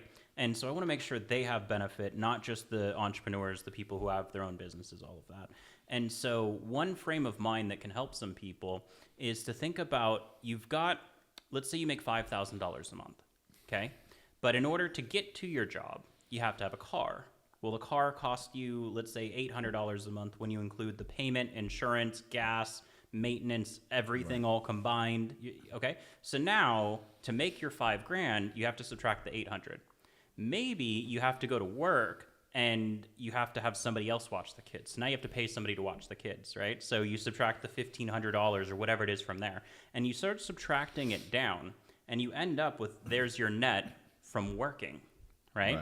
And so you can optimize that and say, okay, well, what if I got a similar job that I work from home and I don't need the $800? Maybe I can not just work from home, but maybe I could have my mother or mother-in-law or whatever help with the kids, and I'm working from home so that if there's ever a time I can step in or she could step in or whatever. And now you started decreasing these expenses, and now you have that extra, just those two examples, $1,500 plus $800 is $2,300. Like, it's almost half, right? So you've almost doubled your net income, right? And so that's something somebody could do on the individual level that is very relatable to everything that you described, where you've got, you know, these layers of, you've got the staff, you've got the people, the people making the calls are not the people who are doing the install. They're not the salespeople. They're not the, like, there's so many different people. And to be able to go through that and create that margin, you have to have key performance indicators, right? Right. Your And KPIs are KPIs, important. exactly. And so your KPIs are, let's just talk about the salespeople over the phone, right? Right. How many calls are you making per day? How many get connected? What percentage of the people say F you and hang up immediately, right? So now you're left with a net number that actually have a conversation with you, okay? Okay, out of the people who have a conversation with you, what percentage of them take the offer? That's a free offer, right? And so you start running these numbers, and now you've got salesperson A and salesperson B, and you start getting into the 80-20 rule where, Correct. you know, 20% of the salespeople are producing 80% of the business, right? And the other inverse, and you start saying, okay, well, let's just lose these 80%, and you've got your turnover of replacing them in order to make sure that the average across all salespeople is the right KPI, right? Right. And so you can look at that at the individual level. How do we make it work, right? And then you can look at it at the business level, and that's just the salespeople, right? That's just the telemarketers. Then you have your salespeople. Okay, they're going out on how many jobs per day? And then out of how many jobs they go out on, how many people don't show up? Okay, so now that you're measured, because what gets measured gets improved. So if you're measuring what percentage of people don't show up, meaning you have an appointment and they drive sometimes an hour just to go to the appointment, and they knock on the door and nobody's there. Okay. And this is where we fixed it in the business. So for example, my telemarketer, he would give him a call. They would agree. Oh, Devin, sure, we'll be there tomorrow between 9 to 11. We send the guy, he knocks on the door, the guy's not there. Free also is forgotten. Yes. So then we got a confirmer. Once they talked to Mark and they got off the phone with Mark, 5 minutes later, someone will call them to confirm. They confirm with them the job. If it's for tomorrow, great. If it's not for tomorrow and if it's for 2 more days, what we did is we had somebody after the sales call, they would call to verify 5 minutes later, and the night before we'd call to confirm. So now you went another 2 steps, but everybody was home. And if they weren't home, it's because they called back to the confirmer. The confirmer gives them a phone number that they can reach them directly. Yep. From there, they call back and say, look, tomorrow I can't make it. Or, oh my God, this morning I can't make it. I have to rush somewhere. Something happened. My mom's in the hospital. Whatever it is. What people don't understand, it's not just the verification and the confirmation. It's the relationship we have built with them through these people. My verifier wasn't, hey, Devin, how are you today? Tomorrow we will see you between 9 to 11. This is your address. Thank you. Bye-bye. No, that wasn't the conversation. It's like, hey, Devin, first of all, I want to thank you for choosing us to let us come out to your home and to speak to you and to see your home and to go ahead and give you that service. And I see here that you have a free maintenance. With that will include a free service maintenance and a full inspection. And we'll make sure everything is working properly by the time we leave out of there. Now, let me ask you a question, Devin. How long have you lived in your home? Well, I've been here for 15 years. Wow. Is it just you? No, it's me and the wife and the kids. Oh, that's amazing. Yeah, it's, I'm also married, and my husband, he actually works as one of the guys that comes out, and he's been working here with us for 26 years, and he's been working with the company for 26 years, and blah, blah, blah. And we have 3 kids, and, thank God, it's such a blessing that we've been working with this company for so many years. They've just been great. And he's like, wow, you sound very young. How old are you? And she's like, I'm 58 years old, and she's actually 25. And her husband doesn't work it, but it makes him feel comfortable. This is another stage of selling to them. Yes. So it's white lies. It's not like, hey, let me install for you an air conditioner. Usually it's, a $10,000 job, and we sell it to them for $60,000, and we never replace the AC. We take the money and we leave. Yeah. No, it's little white lies because people have to feel comfortable. But all of our guys are nice guys. All of the technicians are nice people. Once we're done with the job, everybody loves us. They are in love with us. Because the biggest concern was not just sell you a job, but to earn you as a client. So you don't ever call anyone besides the king. And that was the goal. Yeah. The goal wasn't just to take your money. I used to call these people HR, hit and run. These are the idiots. You don't know how much more money could come out of this without advertising anymore. You get to a point where you have 6,000, 7,000 clients, you don't even need to advertise. You're busy with them all day. Oh, Ben, I'd like to do my kitchen. Oh, hello, I'd like to do my bathroom. Oh, I wanted to do my flooring. I called this contractor, and then I remembered that you guys are the ones that are doing work at my house. Boom, I come over there. She shows me the estimate. Okay, $500 less. Boom, I take the job. $1,000 less, I take the job. Most of these guys do it like times 2.5, times 3. They've already made the work for me. Instead of me doing it times 2, now I get to do it times 2.5. And still save her money. So this is what it's all about, is taking your business and turning it almost like a family-owned business where people, no matter what, they stay your clients. They become part of the family. They get holiday emails. They get holiday text messages. Not something that looks like it's fake AI. It makes it seem like it's a real person. So there's two big things that I want to point out about that. Number one is you're talking about build, measure, learn, because I guarantee day one of having the call center, you did not have a confirmer. You didn't have these processes in place. You built. I didn't have a telemarketer. I was a telemarketer. Okay. So you get first direct hand experience. Then, Yes. right. So you are getting it firsthand, and then you get to delegate it. And I didn't have an automated system with a list that was calling. I had to go through the book Exactly. and punch in every single number from the yellow pages. But the deeper you go into a subject or a business or whatever, when I say subject, I'm trying to bring it back to the employee, right? Okay, I'm the best videographer. I'm the best video editor. Better I'm done the than best. perfect. Okay, Better you just done get better, than better, perfect. better, better, better. Start. Yes. Start and just improve. So that was the first one. The second one is some really important KPIs, and this is bringing it back to the entrepreneur, back to the business level, is that there's a saying in the business world that whoever can spend more to acquire the customer wins. Okay?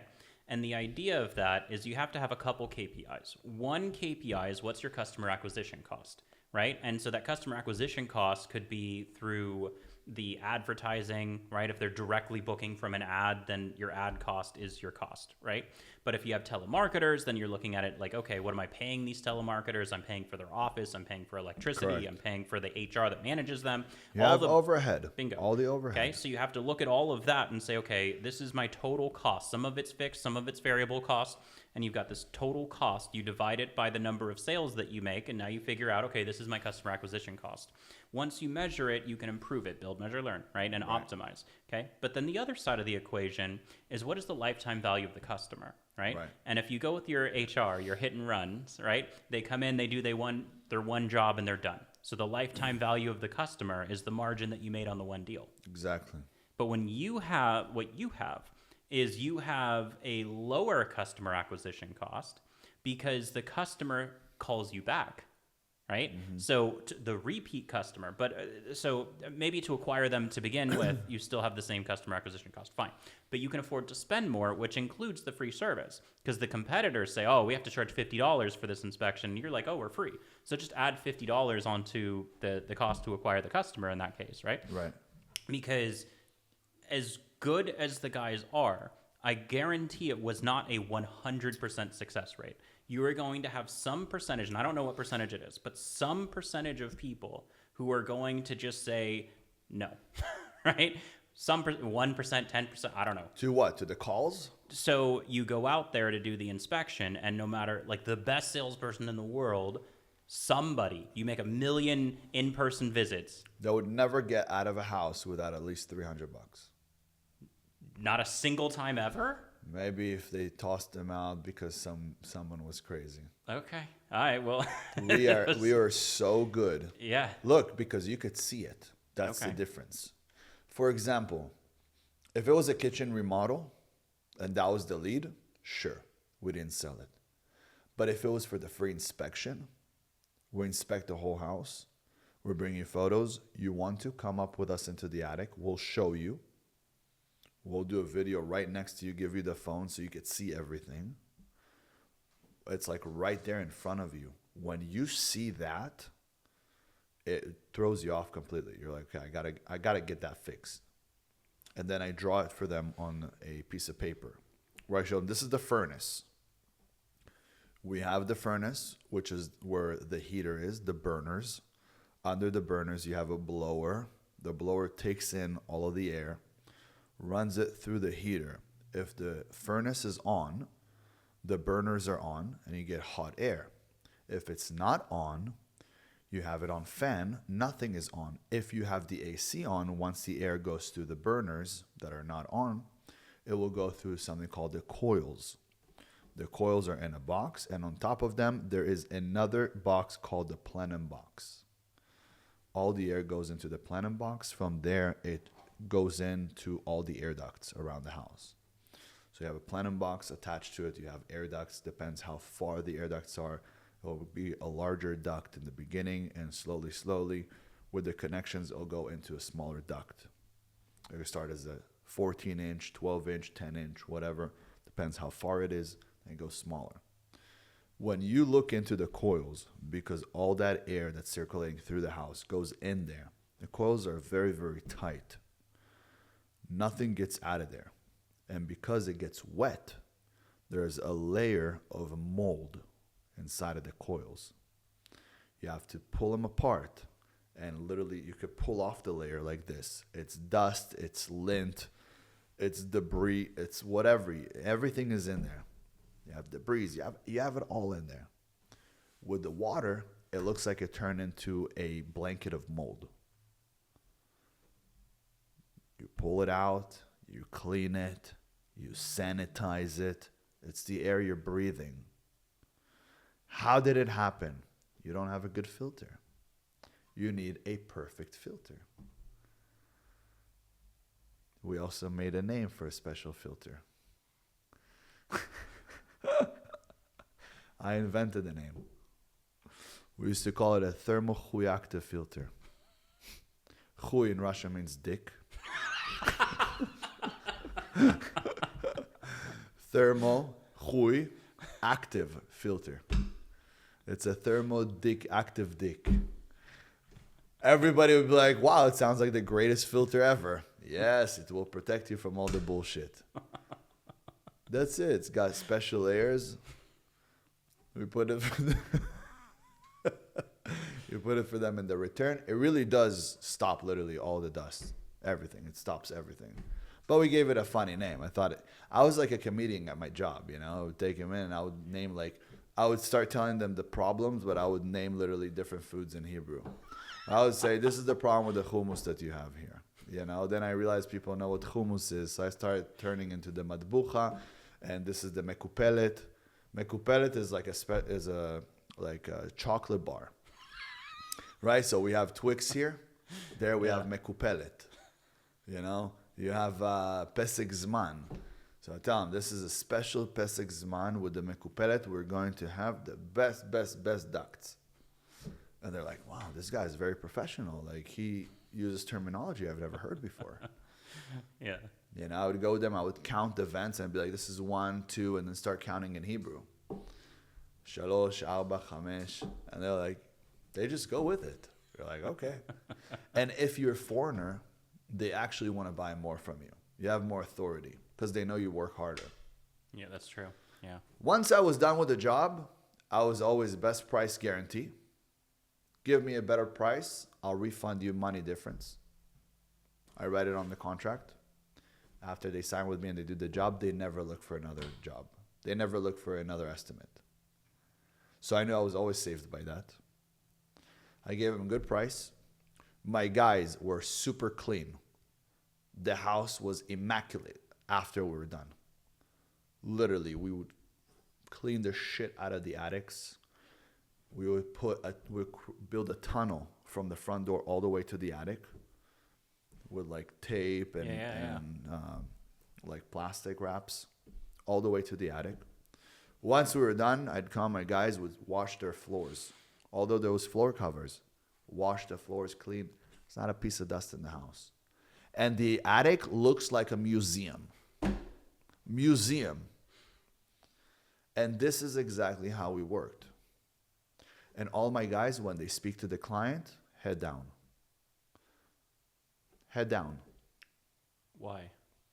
So the client feels like he's the boss. Got it. Oh, yes, Mrs. Jones, of course. Act like the biggest nerd. You don't have glasses, go get yourself one. Go get yourself some. You're the biggest nerd. You're in people's home, they need to feel comfortable. You cannot intimidate them.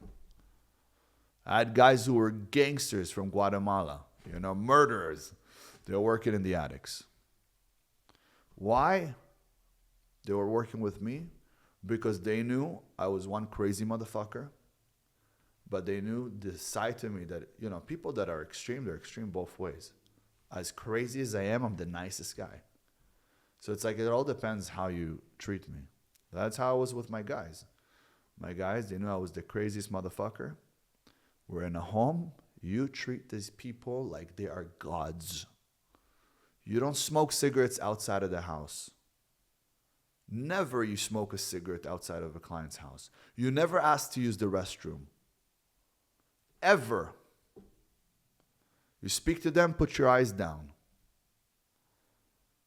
There wasn't one complaint about me ever.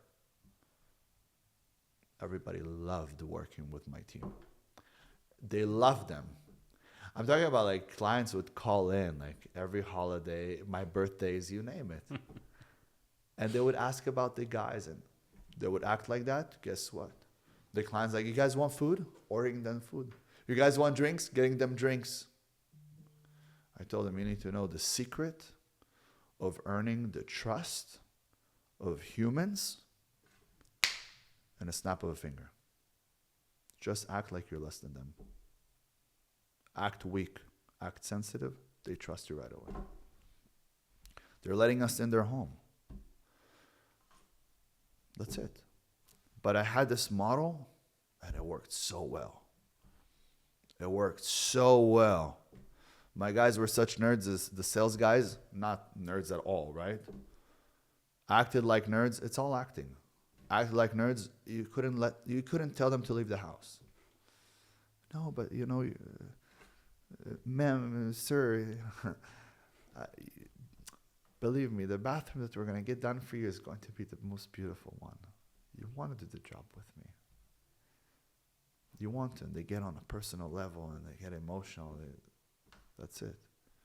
People are buying emotions. They're not buying anything else. So they're buying you. You're coming with good emotions, authentic. They're buying you. Every house we left out of there with $300, at least for the cleaning. Yeah. You know? It's really amazing. Like you've shared some of this with me, but like some of this I'm hearing for the first time. Yeah. Like, yeah. This is really good stuff. Like Yeah. I'm watching the podcast as soon as we're done just to learn some things. Because sometimes you got to hear it a few times, right? Yes. Like to really get it in. I mean, that's really incredible. And I'll give this to the people at home so they know. You remember 20% of what you hear, but 80% of what you speak. And the actual numbers, but you know, they switch them now. They used to say before, when I was training guys, I was saying, you remember 25% of what you hear and 85% of what you speak. But now they try to switch the numbers, obviously. You know, every time they're trying to switch something. But if you could take something from me right now, I would say, anything you hear, go speak about it throughout the day. You'll retain all the information. Absolutely. So if you read a book, go talk to somebody about it that day. You'll retain the information. Yes. You remember 25% of what you hear, 85% of what you speak. You hear it, go talk about it. Once you talk about it, you'll remember it. It will be engraved in your mind, and you're good. Go ahead. So what you've really done with that business model is maximize the lifetime value of the customer. Correct. Right? And so if you ever watch Shark Tank or one of those kind of shows, they always ask, what's your customer acquisition cost? What's your lifetime value of the customer, right? Because as an investor, that's what you want to know. And that business, as you've described it, is so cash positive that you never would have needed to raise capital. So you wouldn't have had to have ever been on the side of asking for money to grow that business. But There are other businesses that are a little bit different. So talk a little bit about my experience with real estate agents, right? So when it comes to real estate, and you can apply it to anything, but there's this idea of accrual basis accounting versus cash basis accounting. Of course. And with accrual basis accounting, the difference is this. The real estate agent, or my business, we set the appointment for the real estate agent in January, right? The lead is paid for, all the work is done, all the expenses in January. But the commission doesn't come for the real estate agent until the house sells. So the commission comes in June, let's say, okay? Mm-hmm. Well, the expenses in June have nothing to do with the income in June. They're not correlated.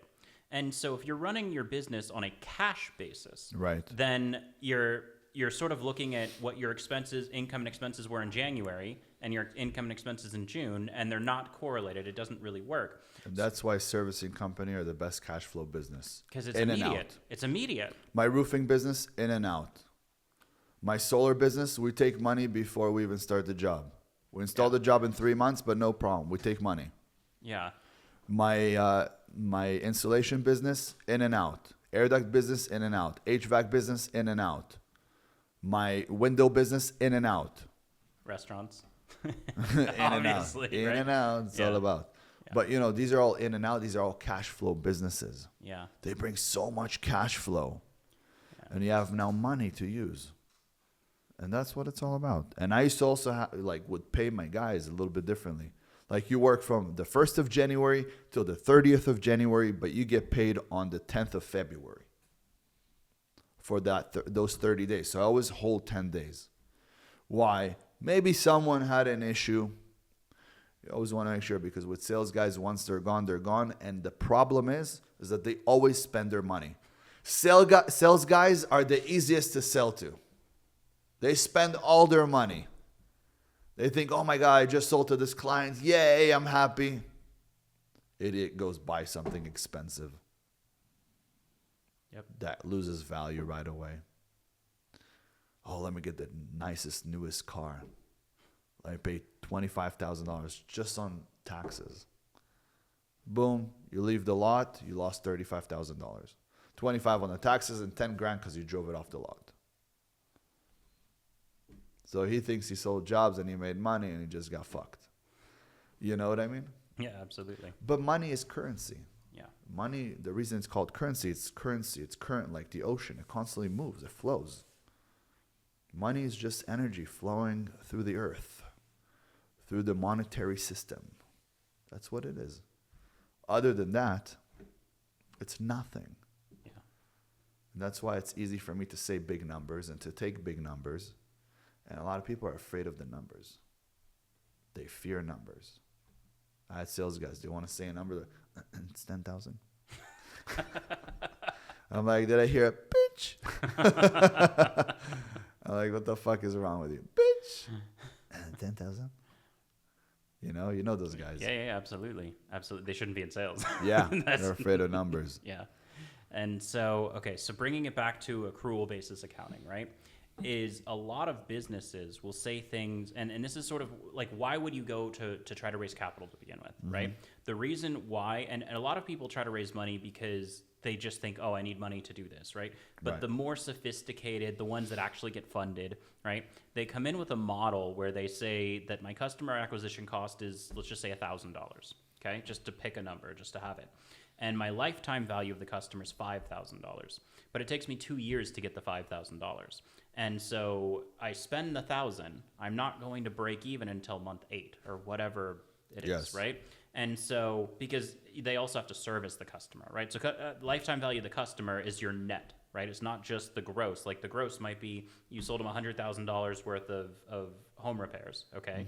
But it cost you, let's say $50,000 to actually do it. Then you've got the whatever, you got your salesperson, he's making a cut, and maybe you net 40 grand out of it, or whatever the numbers are. So the lifetime value is then 40 grand, right?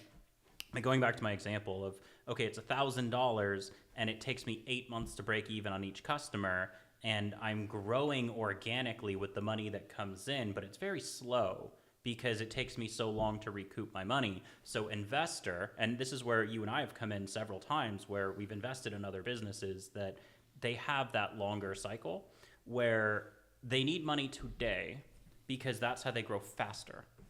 But they're ultimately getting it paid back later, right? So even though they're taking the investment today, they might be able to make payments back towards the investment. So I've done it in several ways. I've done it as a loan to people where I'm collecting interest, and I've done it where I've gotten equity, right?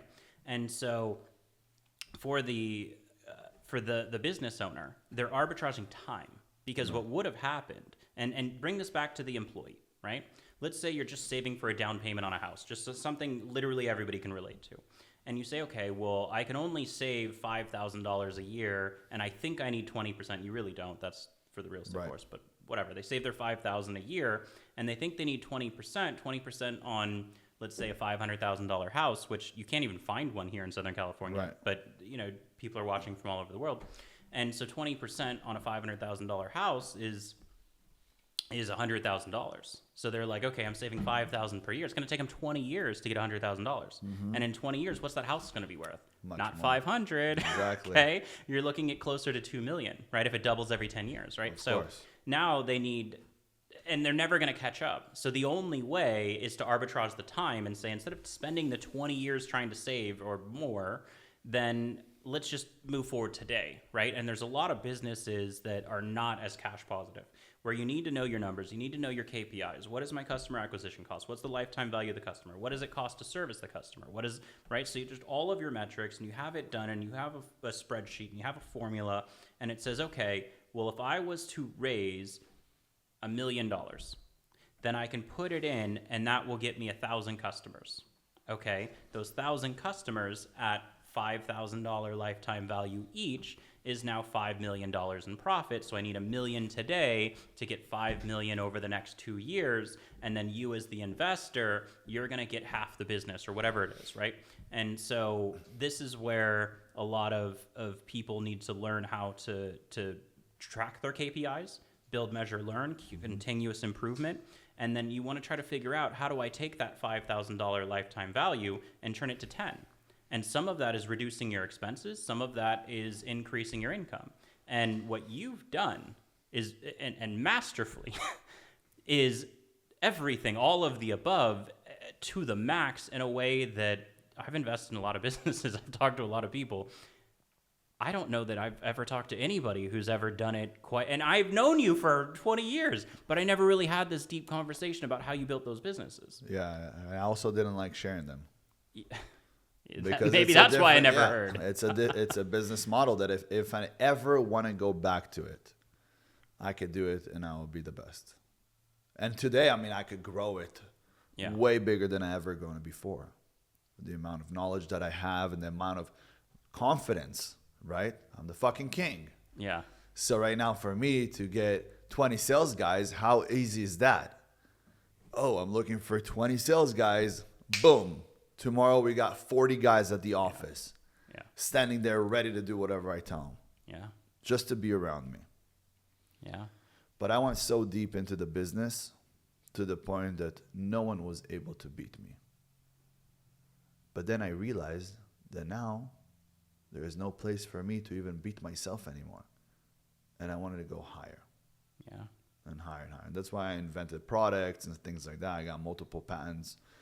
That's because I like to come from a place that is going to be at a higher level than where I was before. It's like, okay, you start here. Well, you grow, you maximize it. And when I felt like I maximized it, I felt like I wanted to go up at the next level. That next level is the hardest thing because, you know, being good is amazing, but going from good to great, that is very fucking difficult. So being okay and going from okay to good, that takes some time, but it's not that hard. From good to great is very difficult. From great to legendary, now you have to be a completely different animal. That's not human-like. The brain was not meant for success. It was built for survival. So when you become legendary, when you know your name is in the books, that's not human-like. That's godlike. That is a different kind of fucking model, you know? Yeah. And you've really maximized so many different areas of your life. Like I'm well off. If I'm just around people, I go to a restaurant or I go to a networking group or whatever, I usually shut the fuck up because I don't want to brag about what I do, but I'm usually kind of the big fish in a lot of situations. But when I compare myself to you, it's like, okay, well, you're younger than me. You're better physically than me. Like you've made more like I've done really well, but I got comfortable and like you've gotten so far above that, right? And it's just like you inspire me every single day to push it because I was semi-retired, like I was very comfortable. I didn't have to try, like I haven't had to try for a long time. But then I see you and I'm like, okay, now I have somebody to measure against. Yeah. But it isn't just that, like like you've won bodybuilding competitions. Like, how do you get higher than that, right? Than the winner and like, bodybuilding, fighting. Yeah, exactly. And that's the all. other thing. Like I'm not the greatest fighter in the world. I'm not even going to try to pretend. If I see a bodybuilder, I don't get intimidated by the bodybuilder. And part of that's because of my wrestling experience, right? I was 185 pounds. I would take the 310 guy who's too heavy to even wrestle. But the football coach said, hey, lineman, go wrestle so you can be a better lineman. And I'm literally getting in a position where I'm like, okay, you start with me pinned. And if I escape, I win. If you can keep me pinned. And he couldn't keep me pinned, right? Like, And so I have the confidence that a big guy, like whatever. And so I see somebody who's a bodybuilder and they kind of move like this, and you can kind of see, even if you see them hitting the bags, you could see they're not punching in the way that like a martial artist would punch, right? I see you hit the bags and I'm like, I don't want to fuck with you. like, I see the power behind, I see how you do it. I see how fast you do it. I see how high you jump, the kicks, the everything. And like, when you were 14, I could fuck with you, right? Because I was 19, and like I got that advantage, and we could roll. Now, I mean, I would still spar with you because I know you wouldn't kill me. But like, if it was a serious sparring fight, is fun. But I was trained to kill. Yeah, that's the thing. I'm trained to kill. I'm not trained to wrestle. I'm not trained to spar. So I'll spar for fun, but my training is to kill. Because I'm never looking at it as I'm going against one guy. I've always thought to myself, well, in case of 20 guys, what do I do?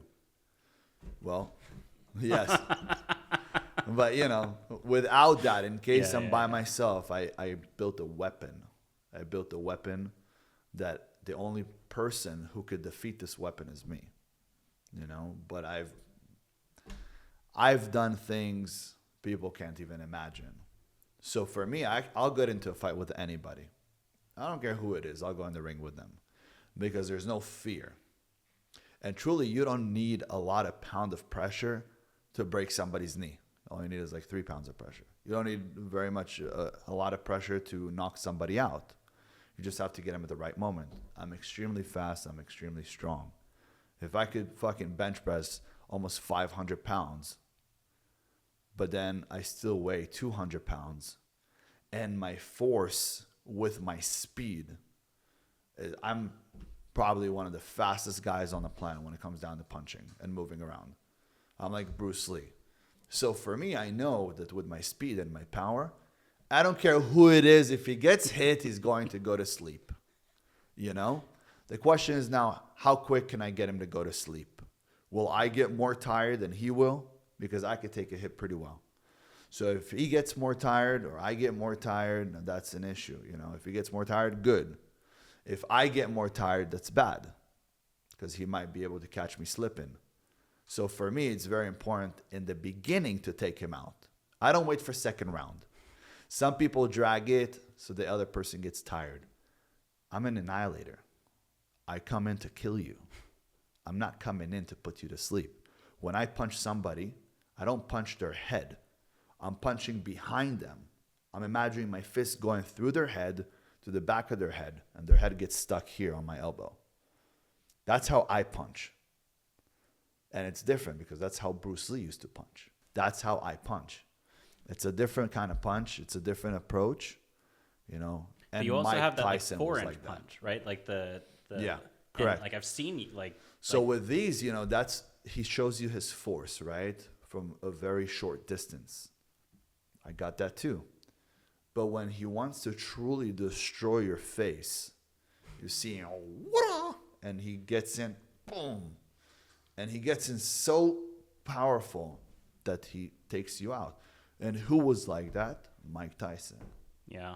In boxing, it's different. It's not kung fu, but it's the same thing. He comes in, and when he punches, why do you see everybody's head flying? Because he tried to put his fist through the guy's head. That's why every single punch you see people go fly. Why are they flying? Look today, all the knockouts that are in like UFC, for example. Somebody kicks him, but he doesn't kick him and he goes all the way with the kick. He does a slap kick. Yeah. Slap kick, falls asleep. Chin, boom, boom, boom. The guy just The guy goes down this way. Maybe goes down this way. Mike Tyson, Bruce Lee, head flying.